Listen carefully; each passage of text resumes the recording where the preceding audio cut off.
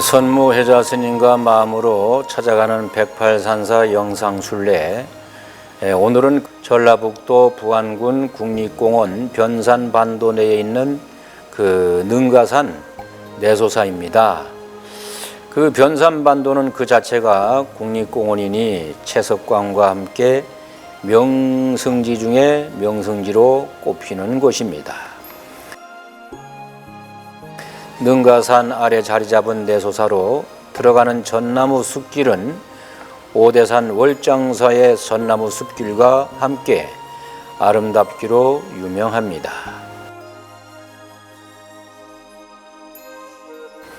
창건 이후 역사 기록이 별로 없다가 조선시대 인조 임금 때인 서기 1633년 청민 스님이 대웅보전을 지었는데 그 양식이 매우 정교하고 환상적이어서 조선 중기 사찰 건축의 대표적 작품이라고 합니다. 대웅보전을 지을 때 그 한 사미 스님이 공포로 쓰는 목자 하나를 감추는 바람에 지금도 그 하나가 빠져 있다고 합니다. 그리고 그 단청은 오색 영롱한 가늠조가 그 날개에 물감을 묻혀 그렸다고 하는 전설이 있습니다. 가늠조는 바로 그 파랑새를 말하지요. 이 스님이는 수락산 도안사에는 해마다 파랑새가 찾아오고 있습니다. 지금의 내소사 대웅전은 대부분의 단청이 바래고 바래서 정말 고색 천연한 모습을 보여주고 있습니다. 뿐만 아니라 대웅전의 문살은 해바라기, 국화, 연꽃 등으로 조각되어 있는데 정말 아름답습니다. 대웅전 내에는 석가모니부를 중심으로 문수보살, 또 보현보살이 협시불로 봉안되어 있으며 또 영산 후불탱화, 지장탱화가 있고 또 후불벽화로 그 백의간음 또 보살 자상이 봉안되어 있습니다.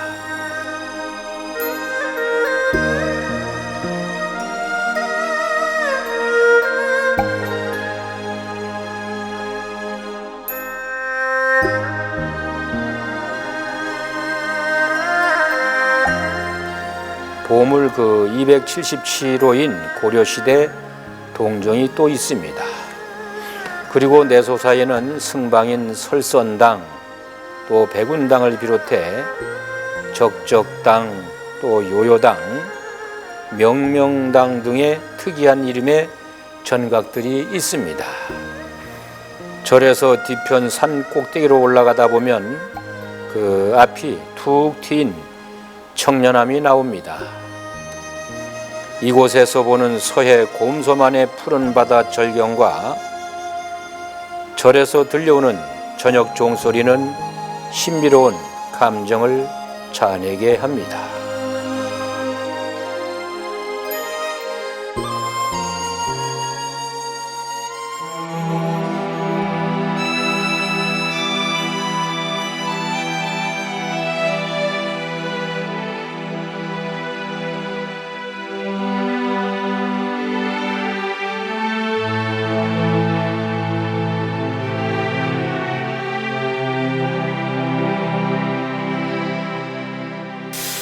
이제까지 우리 불교의 삼법인인 재행무상, 재법무와 일체계고에 대해서 자세하게 알아보았습니다. 불교의 근본 교리를 알고 믿어야지 무엇이 부처님 가르침의 핵심인지도 모르고 기도만 한다고 수행이 제대로 되는 것은 아닐 것입니다. 그러면 오늘은 나를 찾는 108기도문 제7배 법문을 해드리겠습니다. 지난번 순례 때 자세하게 법문한 것을 다시 한번 그 내용을 정리해서 법문해 드리도록 하겠습니다. 제7배는 그 중요성을 다시 강조한 것입니다. 자, 그러면은 제7배를 두 번 읽어 보겠습니다. 재행무상 재범무와 일체 계고의 근본 진리를 알아 번뇌의 괴로움에서 벗어나겠나이다. 재행무상 재범무와 일체 계고의 근본 진리를 알아 번뇌의 괴로움에서 벗어나겠나이다. 재행무상은 이 세상 모든 것은 변한다는 것입니다. 이 세상에 변하지 않는 것은 어떤 것도 없지요. 그대로 있는 것은 아무것도 없습니다. 물질만이 아니라 우리가 가진 생각이나 정신도 끊임없이 변화를 거듭합니다.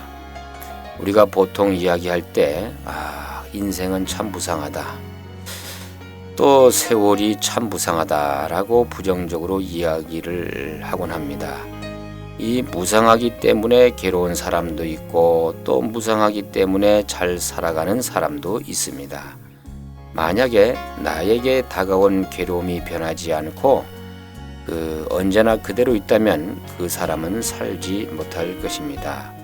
그러나 세월이 흐르면서 점점 잊고 살아가지요. 우리의 생각이 변하기 때문이고 또 감정이 변하기 때문입니다. 지금은 괴로워도 언젠가는 변할 것이라는 희망을 가지고 누구나 살아가지요. 그래서 재행무상은 나쁜 의미로만이 아니고 또 좋은 의미만이 아니고 변하는 것 그대로가 바로 온 우주의 진리라는 것입니다. 온 우주는 변하는 것이 정상이며 또한 진리입니다. 아기가 자라서 청년이 되고 젊은이가 늙어서 노인이 되고 또 곱고 고운 새색시가 할머니가 되는 것은 무상하기 때문입니다. 그대로 있지 않기 때문이지요. 이러한 진리를 우리가 알았다면 우리에게 또 나에게 다가오는 괴롭고 즐거운 어떠한 경계도 그냥 흘러가는 한 모습일 뿐이라는 것을 알 것입니다.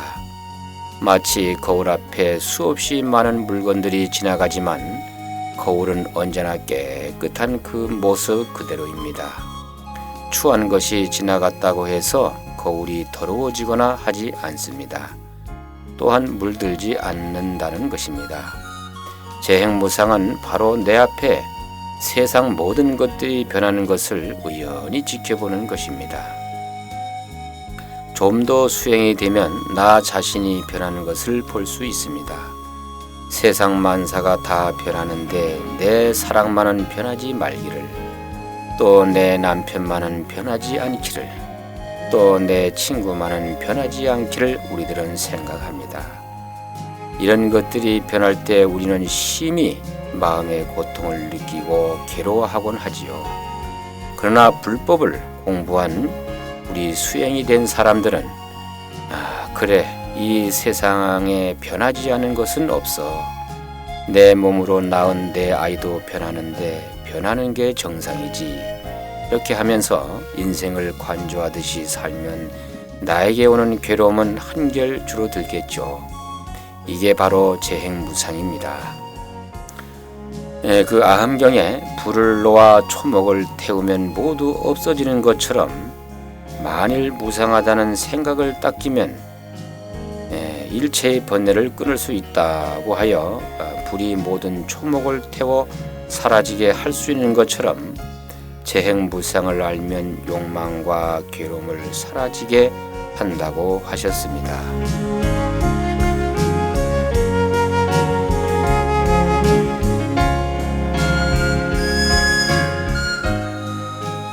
또 재범무와는 모든 현상과 존재는 나라는 실체가 없다는 것입니다.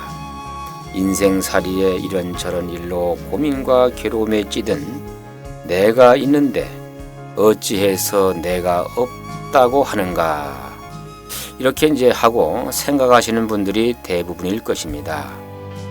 금강경에 보면 범소유상 계시여망 약견 재상비상 즉견열애라 하여 모든 상이 있는 것은 다 허망한 것이니 상이 아님을 보면 바로 열애를 볼 것이라 한 것도 바로 형상적인 것, 또 눈에 보이는 것을 실체로 보지 말라는 것입니다.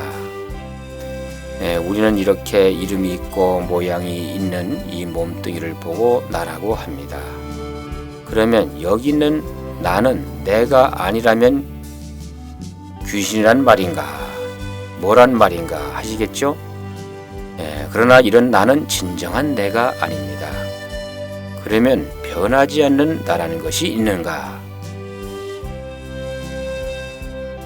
이것을 이제 그 부처님께서 아무리 찾아보아도 없더라는 것입니다. 지금 여기 앉아있는 나라는 것은 몇 종류의 요소들이 임시로 모여서 이루어진 잠시 있는 존재라는 것입니다. 불교에서는 사람의 몸은 지, 수, 화, 풍으로 이루어져 있다고 보죠.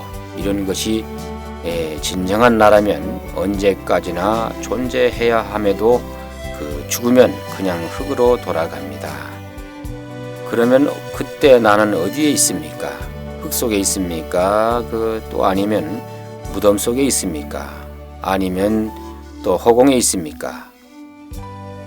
아무데도 없습니다. 잠시 존재하는 것, 이것을 나라고 할 수는 없는 것입니다. 그래서 나란 것이 존재하지 않는구나 하는 것을 확실히 이해하게 될 때 우리는 어디에도 더 이상 집착하지 않게 됩니다. 집착이 없어지면 욕망이 사라지게 되고 또 욕망이 소멸되면 바로 괴로움이 사라지게 됩니다. 부처님도 괴로움을 벗어날 길이 없는가 하고 깊이 생각하니 결국에는 방법이 없다는 것을 아신 것입니다. 결국에는 나라고 하는 것이 있다면 언제까지나 괴로움은 벗어날 길이 없다는 것을 아신 것이죠. 이 몸뚱이를 나라고 생각하는 한 그 어떤 이론과 사상이 있어도 인간이 느끼는 괴로움은 벗어날 길이 없습니다. 이 스님이 아무리 이야기를 해도 이 몸뚱이가 참 나라는 생각을 버리지 못하는 분들은 석가모니 부처님이 아니라 온 법계의 불보살이 모두 다 와서 가르쳐도 괴로움에서 벗어나지 못합니다. 부처님께서는 비구들이여 배움이 없는 사람들은 육체를 나라고 생각하거나 내가 육체를 가지고 있다거나 또 육체의 내부에 내가 들어가 있다고 생각한다고 하셨습니다. 부처님은 항상 변하는 우리에게 고정불변하는 나라는 것이 있다고 생각하는 데서 괴로움이 생기게 되는 것이니 이것을 놓아 버릴 때 우리는 걸림이 없다고 하셨습니다. 예를 들어 우리가 타고 온 관광버스라고 할 때 이 버스의 실체는 과연 무엇입니까? 헤드라이트, 타이어, 번호판, 차체, 핸들 등등 하나하나 떼어보면 어느 것도 버스라고 할 수는 없습니다. 다만 버스의 부품일 뿐이죠. 타이어도 버스에 끼우면 버스 타이어, 트럭에 끼우면 트럭 타이어가 됩니다. 그러면 버스 부품만이 아니고 트럭 부품이기도 하지요. 따라서 그 버스를 만드는 요소는 되어도 그 자체가 버스가 아니라는 말입니다. 이런 하나하나가 모여서 버스가 되는 것이지 버스 그 자체가 실체적으로 있는 것은 아니라는 얘기입니다. 그렇다고 또 그 버스 자체가 없다는 것은 또 아닙니다. 다 만들어진 버스는 있죠. 우리가 집이라고 할 때 마루판, 천장, 창문, 또 기둥, 또 석가래 등등이 모여서 만든 것을 집이라고 하지만은 집이라는 것의 실체는 없습니다. 그렇다고 집이 또 없다고 할 수는 또 없죠. 마찬가지입니다. 나라고 하는 것은 실체가 없고 몇 가지 요소들로 이루어져 있으며 그 요소가 없어지면 우리는 없어집니다. 버스가 낡아서 폐차장에서 바퀴는 바퀴대로, 엔진은 고철로 모두 분해되면 버스라는 것은 없어져 버리죠. 고철 덩어리 또 엔진을 버스라고 하지 않습니다. 마찬가지입니다. 나를 이루는 몇 가지 요소들이 흩어지면 나라는 것은 없어집니다. 그래서 실체적 나라는 것은 없다는 것입니다. 다만 여기 있는 나는 잠시 인연에 의해서 이루어져 있는 존재라는 것입니다. 그 공주 무령왕릉을 발굴하였지만 그곳에는 무령왕은 없었습니다. 남아 있는 것은 당시 사람들이 넣었던 그런 유물뿐이었죠. 분명히 무령왕을 그 속에 묻었는데 왕은 어디로 갔습니까? 땅 속으로 들어갔습니까? 아니면 하늘로 올라갔습니까? 이와 같이 지금 여기 내가 있다고 해서 이것이 나라는 것은 아니라는 것입니다. 단지 이름이 남아있거나 인연을 맺은 것들이 남아있을 뿐이지만 그것 역시 무상을 벗어나지는 못합니다. 언젠가는 사라지고 또 변하게 마련입니다. 우리들이 나도 없고 내 것도 없다는 것을 알 때 무엇에 집착을 할 것이며 또 누구에게 분노를 품을 수 있을 것이며 또 무엇에 두려움을 느끼겠습니까? 아무것도 없습니다. 내가 존재한다는 생각이 깨어지면 우리는 우리 존재의 변화에도 또 외부 세계의 변화에도 더 이상 영향을 받지 않게 될 것입니다. 그러나 이를 알고 있고 그렇구나 하고 인식은 하는데 잘 안 되고 괴로운 것은 또 무엇 때문입니까? 바로 수행입니다. 그래서 수행을 통해서 그것이 내 것이 되어야 하는 것입니다.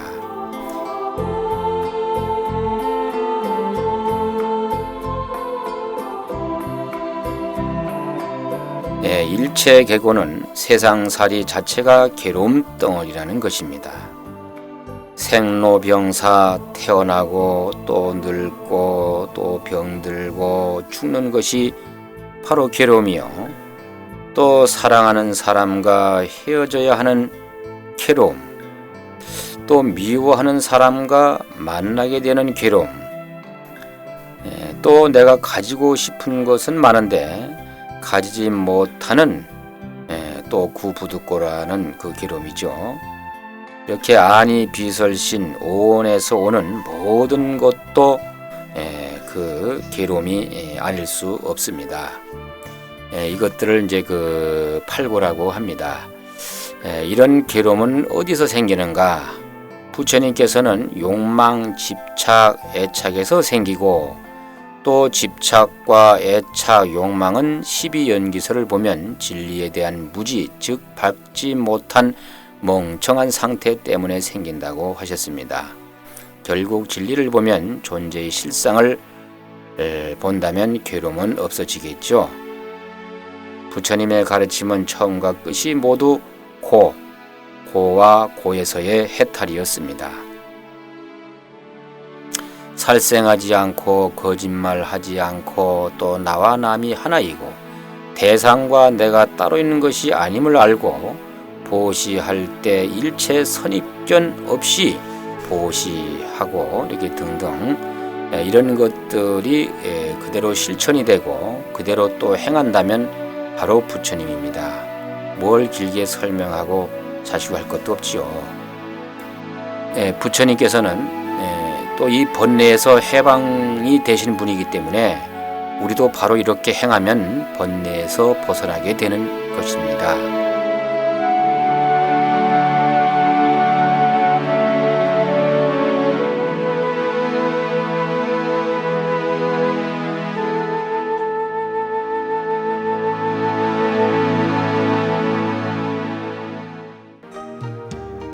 근데 거기 일회용 컵을 갖다가 놓고 여러분들이 컵 한번 잡수고 나서 물 잡수고 나서 컵을 버리면 그것도 엄청난 쓰레기 되겠죠? 네. 한번 먹고 버리니까 얼마나 아깝습니까? 재활용할 수도 없는 것이죠. 여기서. 그 발대식을 하고 나니까 분명히 오늘 우리 108산사 순례기도 회원 여러분들에게 일회용 저 컵을 이제 다시는 쓰지 않고 여러분들이 갖고 다닐 수 있는 108산사 도장이 마크가 딱 새긴 일회용 컵을 주문을 제작을 해가지고 이걸